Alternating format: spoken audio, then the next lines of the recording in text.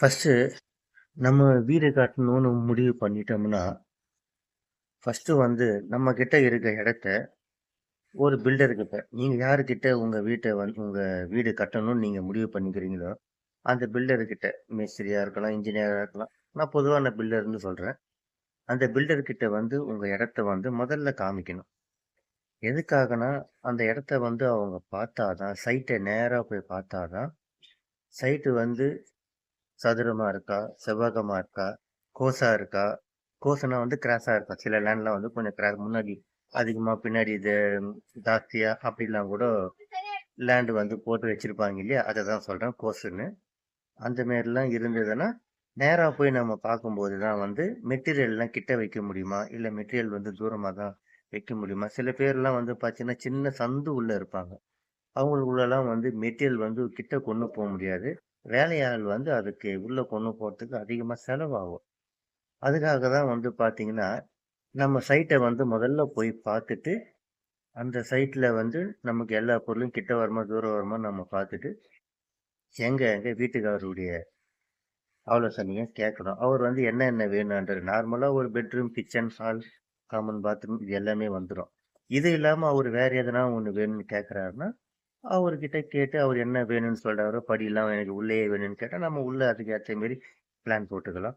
இல்ல வெளிய ஏதாவது நார்மல் தான். நான் கீழ இருக்க போறேன். மேலலாம் நான் வாடகை தான் நான் விடப் போறேன். அந்த மாரி வந்து சொல்றாங்கன்னா, அதுக்கு ஏத்த மாரி நம்ம வந்து பிளான வந்து நாம போட்டுக்கலாம். அதுக்கு தான் வந்து முதல்ல சைட்ட போய் நாம பார்க்கணும்னு சொல்றேன். முதல்ல நம்ம வந்து காலங்குழி எடுப்போம். காலங்குழி எடுத்து, அதுல கம்பிய வந்து பெடல் கட்டி, காலத்த கட்டி நிப்பாட்டி, ஜல்லி போடுவோம். ஜல்லி போட்டுட்டு ஃபில் பண்ணிட்டு, கான்கிரீட்ல மிக்ஸ் மிக்ஸ் பண்ணி போட்டுட்டு, தரை மட்டத்துல பில்ட் பீம் போடுவோம். பில்ட் பீம் போட்டுட்டு, அதுக்கு மேல பேஸ் மட்டம் எவ்வளோ உயரமோ, கட்டு வேலைய வந்து வேலையாட்கள வச்சு கட்டு வேலைய அந்த உயரத்துக்கு நாம கட்டு வேலை போடுவோம். கட்டு வேலை போட்டுட்டு, அந்த பேஸ் மட்டம் ஃபில்லிங் பண்ற மண் இருக்கு பார்த்தீங்களா? டஸ்ட்டா இருந்தாலும் சரி, இல்ல சவுடு மண்ணா இருந்தாலும் சரி, என்ன மண்ணு சரி, கிராவலா அதெல்லாம் எடுத்து நம்ம ஃபில் பண்ணி, அதுக்கு மேல நம்ம 1 1/2 ஜல்லி போட்டு மட்டம் தட்டி ஃபினிஷ் பண்றோம். பேஸ் மட்டம் முடிஞ்சுது. அதுக்கு மேல வந்து பார்த்தீங்கன்னா, கட்டு வேலை போட்டு ரூஃப் போடுறவங்க இருக்கிறாங்க. கட்டு வேலை போடாம பாலம் போட்டு ரூஃப் போட்டுட்டு அதுக்கப்புறம் கட்டு வேலை போடுறவங்களும் இருக்கிறாங்க. இப்படி 2 மெத்தட்ல தான் வந்து வீடு வந்து நம்ம கட்டுறோம். அதுல முதல் மெத்தேடு சொன்னேன் பார்த்தீங்களா? கட்டு வேலை போட்டு வீடு கட்டுறது. நீங்க அந்த மெத்தட்ல பண்ணும்போது, முதல்ல காலத்த போட்டுட்டு 9 அடி காலமா இருந்தா சரி, இல்ல 7 அடி காலமா இருந்தாலும் உங்க விருப்பம். போட்டுட்டு, அதுக்கப்புறமா கட்டு வேலை போட்டுட்டு, அதுக்கு மேல ரூஃப் ஸ்லாப்ப உக்கார வைக்கும்போது, இந்த பீம்ல வர கிராக்ஸ் எதுவுமே வராது. ஏன்னா கட்டு வேலையில டைரக்ட்டாவே பார்த்தீங்கன்னா, ரூஃப் ஸ்லாப் வந்து உக்காந்துரும். ஆனா வெயிட் வந்து கட்டு வேலைல போவாது. காலத்துல தான் போகும். ஏன்னா நம்ம காலம் போடுறோம் இல்லையா? கம்பி கட்டி நம்ம காலம் போடுறதுனால அதுல தான் போகும்.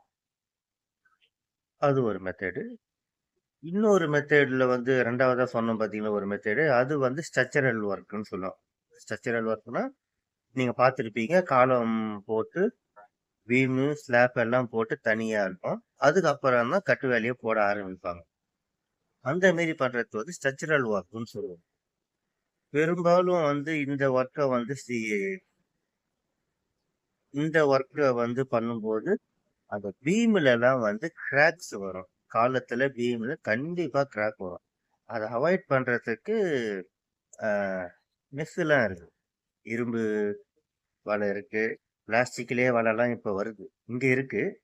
சென்னை மாரியான சிட்டிலலாம் அந்த வலை இருக்கு. பிளாஸ்டிக். ஏன்னா இரும்பு கூட பார்த்தீங்கன்னா, நாளாவ நாளாவ துரு பிடிச்சு போறதுக்கு வாய்ப்பு இருக்குன்னு பிளாஸ்டிக்ல வருது.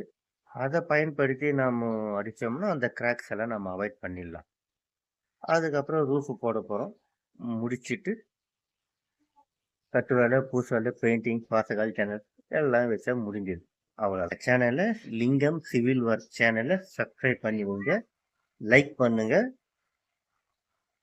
அடுத்த வீடியோல சந்திப்போம்.